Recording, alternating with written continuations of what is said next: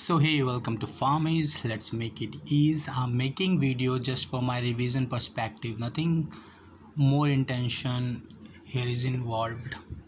So without wasting your time, let's get started.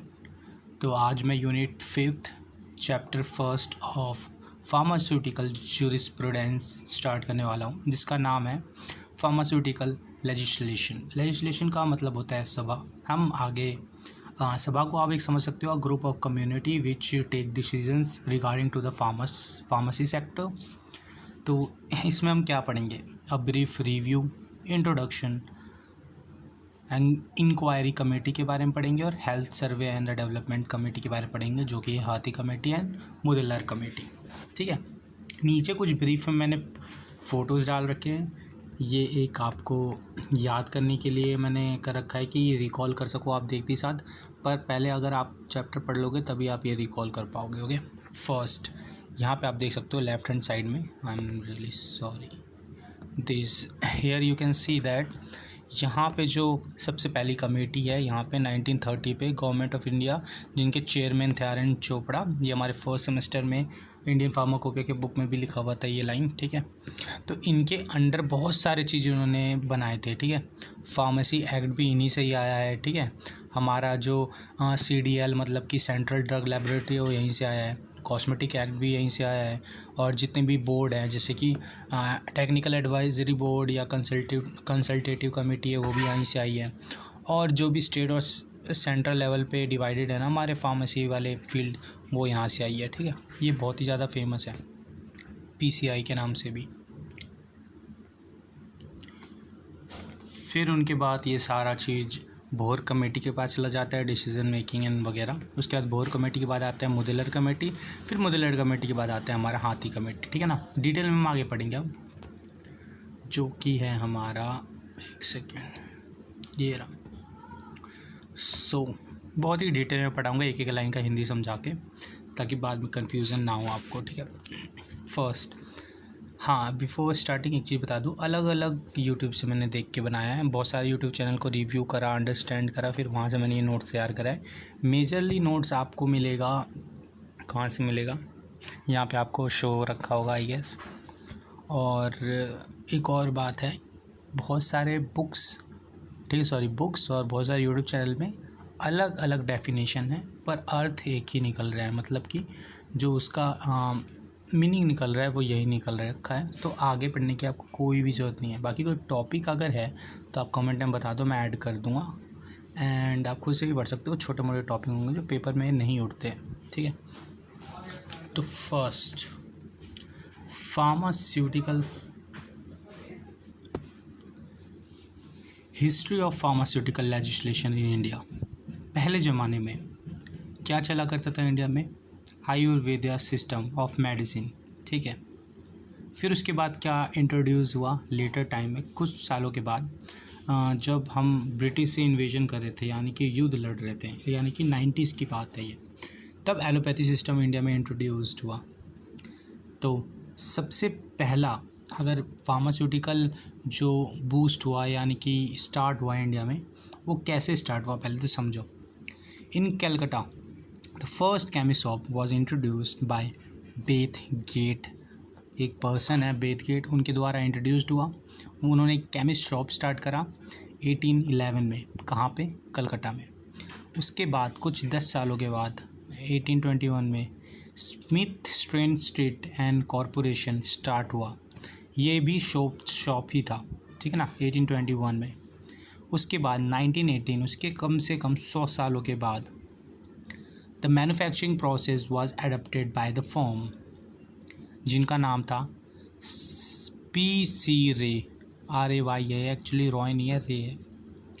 आश्चर्य प्रफुल्ल चंद्र रॉय ने एक कंपनी स्टार्ट करा बंगाल में, जिसका नाम था chemical and pharmaceutical works in Calcutta in 1901। In 1903, the initiative was taken by Professor T.K. Gajjar, who established the Alembic Chemical Works। ठीक है, इसको आप हटा सकते हो, ये कुछ अलग चीज़ था यहाँ पे। मतलब इंडिया में इंडस्ट्रियल ईरा स्टार्ट हो चुका था। ठीक है, ये पढ़ने वाली चीज़ है। 1901 में स्टार्ट हुआ, जो पीसी रे ने स्टार्ट करा, और 1903 में टीके गजर ने स्टार्ट करा एलम्बिक के नाम से, ठीक है ना, बड़ौदा में। ये कहाँ पे, आई गेस गुजरात में, आई गेस, ठीक है। All the above establishment could not satisfy the need to the population, hence many medicine were important to the India। Start हो रहा था ये, फिर भी इंडिया की पॉपुलेशन उस वक्त बहुत ज़्यादा थी, तो डिमांड एंड सप्लाई नहीं हो पा रहा था। According to the demand supply नहीं हो पा रहा था इंडिया में, इसलिए हमें इंपोर्ट करने की ज़रूरत पड़ती थी इंडिया में। फिर भी at the first world war there was, first world war कहाँ कब से कब तक था, आई गेस 1914 to 1918, जहाँ तक मैं श्योर हूँ, मतलब जहाँ तक मुझे याद है। There was a drastic change in the import of the medicine, many cheap drugs were important to the India. The competition developed between the foreign company drugs and the indigenous drugs. As the result, many filthy practices come into picture, which result in the development of inferior brand and superior drugs. This led to the harmful impact on the public. Due to it ill effect of the drug, the government of India was bounded to implement legislation pertaining to import, export, manufacture, distribution and sale of the drug। इसका मतलब क्या है, जब first world war के दौरान, ठीक है, आसपास उसके ही समझ लो, वैसे दौरान उसके, तो कंपटीशन बहुत बढ़ गया, ठीक है, जिसकी वजह से इंपोर्ट बढ़ाना पड़ा इंडिया के अंदर। Many cheap drug was imported in India, बहुत सारे चीप ड्रग इंडिया में इंपोर्ट होना स्टार्ट हो गए। अब क्योंकि बहुत सारे ड्रग इम्पोर्टेंट स्टार्ट हो गए, कमी पड़ गई थी इंडिया में, तो कंपटीशन बढ़ गया बाहर कंट्रीज़ से, ठीक है ना, बाहर कंट्रीज़ की कंपनियों से, चाहे वो नॉर्मल ड्रग हो, इंडिजीनियस ड्रग हो, मतलब कि वहीं के ड्रग हो। इंडिजीनियस मतलब होता है जो पुराने ज़मानों में यूज़ हुआ करता था, आई गेस। तो कुछ फिल्थी प्रैक्टिस, मतलब कि बेहुदा प्रैक्टिस, गंदे प्रैक्टिस स्टार्ट हो गए इंडिया के अंदर।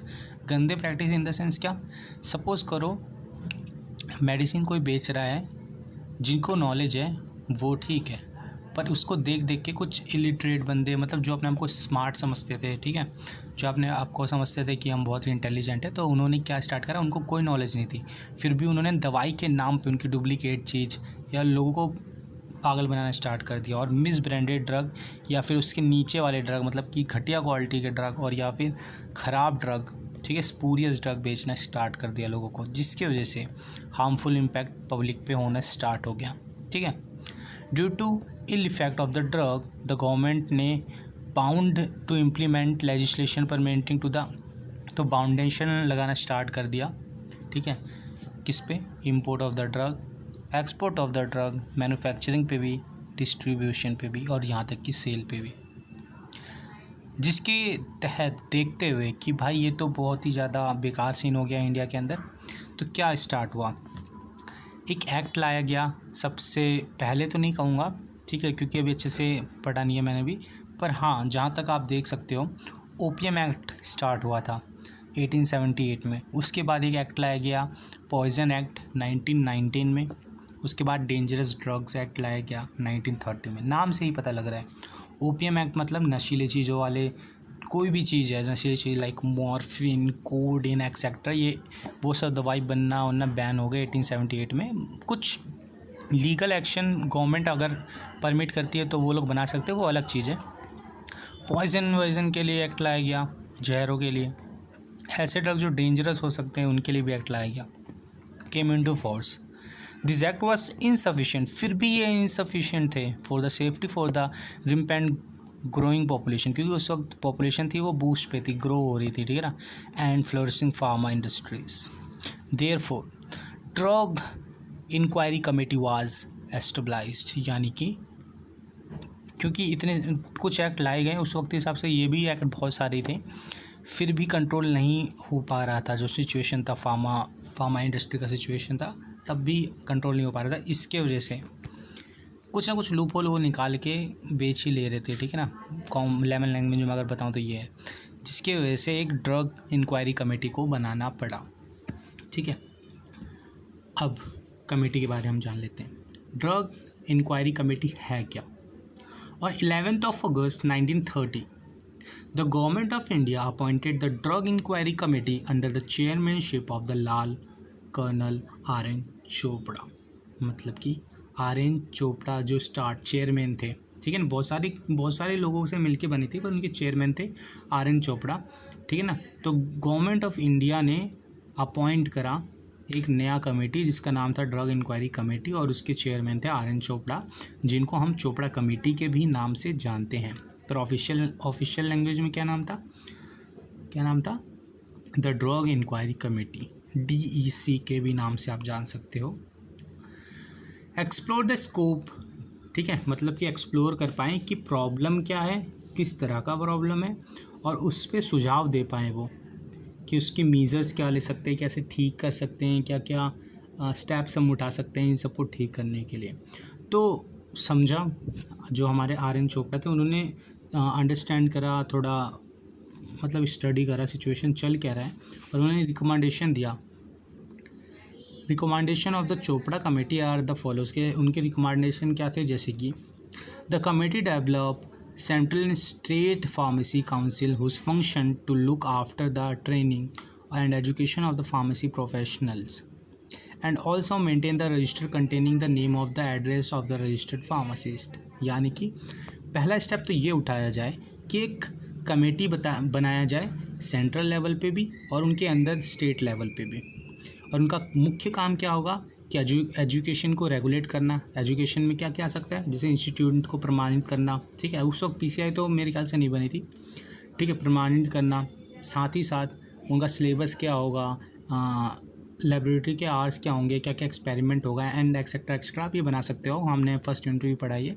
और साथ ही साथ रजिस्टर को भी मेंटेन करना, कि जो भी बंदे पास आउट हो जाएंगे एक रजिस्टर में उनका नाम नोट कर लिया जाए, उनका एड्रेस वगैरह नोट कर लिया जाए, ताकि हमें पता हो कि जो रजिस्टर्ड फार्मासिस्ट जो हैं, जो दवाई बेच रहे हैं, वो एक रजिस्टर्ड है या फिर नहीं है, ठीक है। फर्स्ट स्टेप ये था।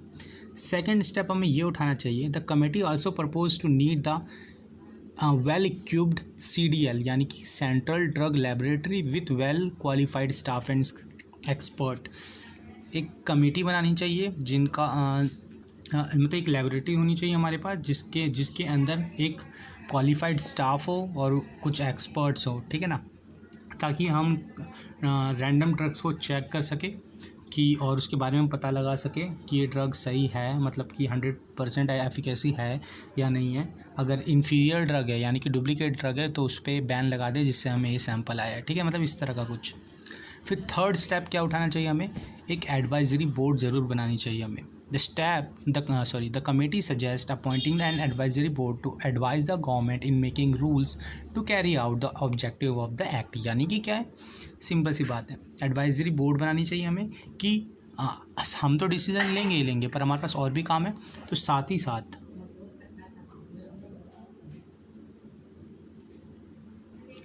जो हमें एडवाइस दे सके कि क्या स्टेप हमें लेना चाहिए आगे, कैसे सुधार के लिए ये स्टेप लेना चाहिए, क्या रेगुलेशन लाना चाहिए, मतलब एडवाइस दे सकें।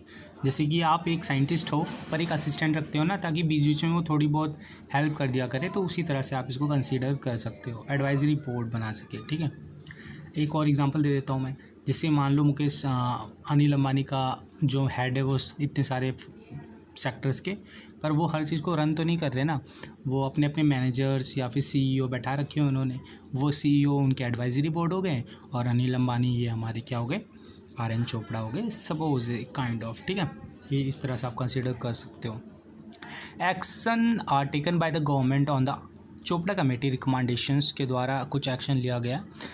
The following pharmaceutical legislation and the action of the government central government can be traced to the above said recommendations, जैसे कि passing drug act in 1940 for the regulation of import, manufacture, distribution and the sale of the drug. अगर आप unit first पढ़ा है आपने तो इसके बारे में अच्छे से पता होगा आपको कि सबसे पहले उन्होंने क्या पास आउट करा, एक एक्ट, ठीक है ना, पासिंग ड्रग एक्ट इन 1940 में, ताकि रेगुलेशन कर पाए इम्पोर्ट पे, मतलब कहाँ से माल उठा रहे हैं, बनाने पे, यहाँ तक कि डिस्ट्रीब्यूशन पे भी और सेल पे भी हम लोग कंट्रोल कर पाएँ, ठीक है ना, रेगुलेट कर पाएँ। दूसरा चीज़ उन्होंने क्या करा, ड्रग रूल्स वर फ्रेम्ड, अच्छे से उसको फ्रेम करा गया, यानी कि अच्छे से लागू करा गया, मतलब ठीक है, ये डेवलप हुआ था, यहाँ पे लागू अच्छे से हुआ था। 1945 में to give effect the provision of the act, the 1948 फिर एक और आया एक्ट, फार्मेसी एक्ट के नाम से। इसमें क्या हुआ था, prescribe minimum education qualification for the profession and the practice of the pharmacy, मतलब मिनिमम एजुकेशन क्वालिफिकेशन बनाया गया। अभी तो 4 ईयर का है, जैसे कि बी फार्मा 2 ईयर का है, डी फार्मा उस वक्त होता होगा कुछ, I am not definitely sure, पर उस वक्त भी शायद 4 ईयर या 5 साल का ही हुआ करता था बी फार्मेसी भी, ठीक है। गवर्नमेंट ड्रग टेस्टिंग लेबोरेटरी भी सेटअप करे गए सेंट्रल और स्टेट लेवल पे।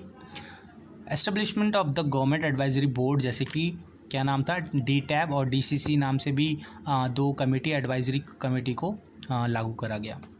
ये था हमारा RN चोपड़ा का कमेटी, ठीक है। फिर कुछ और चीज़ें भी करी गई थी RN चोपड़ा के द्वारा, जैसे कि drug and medicine of indigenous system of the medicine. Indigenous suppose करो इंडिया का क्या है, आयुर्वेदिक, ठीक है। चाइना का यूनानी, नहीं sorry Chinese system, Chinese tradition, और मुस्लिम्स आई गेस इस्लामिक का था, अरबिक कंट्रीज़ का यूनानी एंड ऐसा कुछ। तो drug and medicine of the indigenous system of the medicine have been brought under the control of the drug and cosmetic act 1940, ठीक है। तो और क्या करेंगे, registration of all the drug and formulative that are sold in India. List तैयार करा गया India में जितनी भी ड्रग अभी सोल्ड आउट हो रही है, मतलब कि जितनी भी बेची जा रही है इंडिया में, उन सबका लिस्ट तैयार करा गया और उसका फॉर्मुलेशन का भी कैसे तैयार हो रहा है वो। ऑफिशियल इंडियन फार्माकोपिया भी बनाया गया, IP के नाम से भी जाना जाता है, ठीक है। The drug of the magic remedy एक एक्ट पास करा गया 1954 में, जिसका नाम था medicine and toilet preparation act in 1955, मतलब कि ये बना था इस वक्त और लागू स्टार्ट हुआ था इतने से, मतलब अच्छे से ऑल ओवर इंडिया पे, एक्सेप्ट जम्मू एंड कश्मीर, जो कि 370 के बाद से वहाँ पर भी लागू हो गया था आफ्टर 2018 आई गेस, ठीक है। Narcotic drug and psychotropic substances, जिसको हम लोग कहते हैं NDPS, ये 1985 में पास आउट हुआ था, वन इम्प्लीमेंटेड हुआ था 1985 पे, ठीक है। यही चीज़ को मैंने शॉर्ट में बता रखा है और आप यूनिट फर्स्ट भी देख सकते हो। इसी चीज़ को देखने के लिए ये शॉर्ट में मैंने लिखा था हैंड रिटन नोट से, ठीक है। फिर आता है हमारा health survey and the development committee. इनके जो हेड थे, ठीक है, वो कौन थे, सर जोसेफ बोर कमेटी, इसको हम बोर कमेटी के नाम से भी जानते हैं, ठीक है ना, kind of. This committee was set up by Indian government in 19 October 1943 under the chairmanship of the sir Joseph bore to make the survey of the exiting position in the respect of health care delivery organization in India and to make recommendations for the future development। जो चीज़ अभी तक लागू हो चुका था उसको वो तो कंट्रोल करेंगे ही, रेगुलेट करेंगे, उस पर कुछ इम्प्रूवमेंट भी लाएंगे और साथ ही साथ रिकमेंडेशन भी देंगे ये, ताकि फ्यूचर में डेवलपमेंट हो पाए हमारा, ठीक है ना। इस कमेटी का जो भी आप समझ सकते हो। आगे बढ़ने से पहले एक और चीज़ मैं बता दूं, जितने भी डेट्स आते हैं ना तो उसको आप गूगल से गो थ्रू और वेरीफाई ज़रूर कर लिया करो, क्योंकि बुक में डेट्स अलग है। हर यूट्यूब चैनल जो पढ़ा रहा है उन्होंने कहीं से भी लिया होगा, उनका कोई भी रेफरेंस होगा, वहाँ पे डेट्स अलग है। तो आपको जो अच्छा लग रहा है, जहाँ पे भी एक ही डेट 3-4 जगह अगर आपको सेम मिल रहे हैं तो उसी को आप नोट करें, ठीक है। ये था मेरा एक रिकमेंडेशन, बाकी मेरा भी ठीक ही है। यहाँ पे मैंने 2 लोगों से क्रॉस वेरीफाई करा है, तब जाके मैंने ये लिखा है, 2 या 3 लोगों से क्रॉस वेरीफाई करा है, बट स्टिल कुछ चीज़ें हैं जिनको आप वेरीफाई कर लो तो ज़्यादा अच्छा है। इससे आपको याद भी रहेगा, ओके, और कंफर्म भी हो जाएगी और कभी गलत भी नहीं होगा। The following recommendation were made, ये तो बनाया गया, जैसे कि क्या, AICPC ऐसा कुछ करके था आई गेस, जहाँ तक मुझे याद है, यहाँ पे लिख रखा है all India pharmaceutical council, provision pharmaceutical council, ये AIPCPC, ठीक है, इस नाम से था। ये बनाया गया all India pharmaceutical council and provisional pharmaceutical council व stabilize in order to represent the pharmaceutical trade, ताकि ये काउंसिल बनाया गया ताकि इसके अंतर्गत हम ट्रेड कर पाएँ, एजुकेशनल चीज़ों को रेगुलेट कर पाएँ एंड अदर फार्मास्यूटिकल इंटरेस्ट जो रिगार्डिंग थे फार्मास्यूटिकल से रिलेटेड थे उसको हम लोग रेगुलेट कर पाएँ। इसलिए एक काउंसिल बनाए गए, इसका नाम रखा गया all India pharmaceutical council and provisional pharmaceutical council. Setting up of CDL बनाया गया, मतलब कि सेंट्रल ड्रग लेबोरेटरी बनाया गया, ठीक है, नाम से पता चल रहा है ये लैब है, यहाँ पे टेस्ट होंगे, जितने भी सैंपल्स आएंगे। यहाँ तक कि डोपा टेस्ट होते हैं ना, लाइक ओलंपिक्स वगैरह में, वो भी यहीं पे ही होते हैं। Rigid enforcement of the drug and the cosmetic act, ठीक है, ये इन्फोर्स करा गया, मतलब कि लागू करा गया ऑल ओवर इंडिया पे 1940 पे थ्रू आउट द कंट्री। ये करा गया भोर कमेटी के द्वारा। ओके, यहाँ शॉर्ट में भी लिख रखा है, चलो एक बार मैं पढ़ ही लेता हूँ। सेम चीज़ लिख रखा है, भोर कमेटी के नाम से भी हम इसको जानते थे। 1943 में आया था ये टुक ओवर करा था RN चोपड़ा के बाद। फिर उसके बाद सब कुछ कंटिन्यू रहा था, ठीक है ना, सब कुछ लॉ एक्ट जितने भी चीज़ थे कंटिन्यू था, जो भी इन्होंने बनाया था RN चोपड़ा ने, सब कुछ कंटिन्यू था यहाँ पे। But they took main I on the feedback. इन्होंने क्या रखा मेन चीज़, जो इन्होंने लागू करा था, जितने भी एक्ट, प्रोविज़न, रूल, जितने भी चीज़ लागू करे थे, क्या इंडिया में वो चीज़ सही से काम कर रहा था या नहीं कर रहा था। तो उन्होंने लोगों से फीडबैक लेना स्टार्ट कर दिया और उन्होंने सर्वे करा एक, ताकि पता चल सके ये जो जितने भी रूल्स एंड रेगुलेशन और एक्ट है वो सही से पूरे इंडिया में वर्क कर रहा है या नहीं कर रहा है, यानी कि ग्राउंड लेवल चेकिंग करा इन्होंने। और उन्होंने साथ ही साथ AIPCC बनाया था, जो भी था, all India pharmaceutical council and provisional pharmaceutical council बनाया इन्होंने। They also help in the make central CDL बनाया इन्होंने, ठीक है ना, बिग कंट्रीब्यूशन था यहाँ पे। उसके बाद मेन अचीवमेंट इनकी क्या थी, रेगुलेशन करना और DNC एक्ट बनाना और DNC को ऑल ओवर इंडिया में रेगुलेट करवाना, इन्फोर्समेंट करवाना, ठीक है ना, जो कि 1940 में तो बना था, पर पूरे इंडिया में 1945 पे लागू हुआ था, इन्फोर्स हुआ था, पर काइंड ऑफ आप 1940 भी बोल सकते हो। फिर उसके बाद कमेटी आते हैं, क्योंकि पहले से ही हर चीज़ मिल गया है, गद्दी उद्दी मिल गया है, ठीक है, सब कुछ लॉ तैयार होकर मिल गया, एक अंपायर मिल चुका है, तो आपको कुछ करने की जरूरत अब पड़ेगी नहीं, ठीक है। तो ऐसे ही यहाँ पर भी है, मुदलर कमेटी आती है उसके बाद। The committee was appointed in 1959 पे अपॉइंट होती है ये, ठीक है। यहाँ पे मैं ये लगा भी देता हूँ 1959 पे मुदलर कमेटी आई, जिनके चेयरमैन थे doctor Lakshman Swami Mudaliar. And this committee was also known as the, किस नाम से जाना जाता था इन्हें, और healthy survey and the planning committee के नाम से भी जाना जाता था। Recommended the inclusion of the indigenous. इन्होंने क्या करा, सब कुछ सेम रहने दिया, जो पहले चल रहा था सब कुछ सेम था, पर इन्होंने एक बात बोला कि हम लोग एलोपैथी पे ही क्यों डिपेंडेंट हुए जा रहे हैं। इन्होंने फिर क्या करा, उसके बाद उन्होंने रिकमेंड करा कि आप जो कर रहे हो ठीक है, पर आप इंडिजीनियस सिस्टम की तरफ भी आओ, यानी कि जो हमारा पहले से चलता आ रहा है, यानी कि आयुर्वेदिक सिस्टम चलता आ रहा है, वो भी तो काफ़ी अच्छा है, उसमें भी आप पार्टिसिपेट लो, उसको भी आप यूज़ करो, वो भी काफ़ी अच्छा है। ऐसा नहीं कि एलोपैथी आने के बाद वही सिर्फ अच्छा है। तो उन्होंने ऐसा कुछ कहा, ठीक है। उन्होंने कहा supervision to the drug act based on the recommendations drug prepared according to the indigenous system of medicine what brought with in the preview of the drug and cosmetic act 1940. The committee submitted report and recommendation in 1961. इसको मैं short में बताता हूँ, जो मैंने लिखा है 1959 पे ये कमेटी आई थी। They were made after India independence, ये इंडियन इंडिपेंडेंस के बाद पहले कमेटी थे जो बने थे।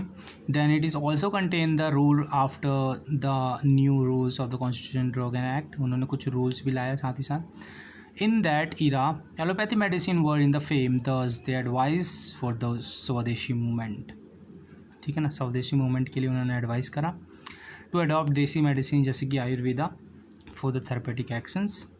दस somehow he brought Ayurvedic laws to the DNC Act. पहले DNC Act में ना सिर्फ एलोपैथी मेडिसिन हुआ करते थे, पर मुदलर के आने के बाद उन्होंने आयुर्वेदिक मेडिसिन को भी DNC में कंसिडर करने के लिए रिकमेंड करा था, ठीक है, तब जाके वो DNC Act में ऐड हुआ था। उसके बाद आती है हमारी हाथी committee. The committee was set up under the chairmanship of जय सुखलाल हाथी, implement special provision for the development and the pharmaceutical industry in India. The report of the committee covered all aspects ranging from licensing, जैसे कि सब कुछ cover करती थी, जैसे कि लाइसेंसिंग हो गया, प्राइस कंट्रोल हो गया, इंपोर्ट हो गया, the role of the foreign sector and the quality control, short में बताऊं, जयसुखलाल हाथी के द्वारा ये कमेटी हुआ था, जिसको हम शॉर्ट फॉर्म में किस नाम से जानते थे, हाथी कमेटी के नाम से भी जानते थे। इनका मेजर वर्क था इंडस्ट्रियल थिंग्स में, ठीक है ना, जैसे कि लाइसेंसिंग कैसे करवाना है, related things, pricing and etcetera, how a proper industry should be look like, ऐसा इनका मानना था। ओके, अब हम लोग इस पे आते हैं। तो ये था इजी एंड शॉर्ट नोट्स, जो कि काफ़ी ज़्यादा ठीक है पेपर के लिए, इससे ज़्यादा पढ़ने की कोई ज़रूरत नहीं है। पर एक बार रिकमेंड करूँगा कि आप 4 साल पहले तक के पेपर को गो थ्रू हो जाओ। कोई नया क्वेश्चन आता है तो कमेंट में बिल्कुल छोड़ सकते हो आप, और अगर आपको वो आंसर आता है तो आप उनका आंसर भी दे सकते हो। बाकी मुझे नहीं लगता कि इसके ऊपर कुछ उठ सकता है। So I hope you like this video. Thank you for watching. Have a nice day. Bye bye.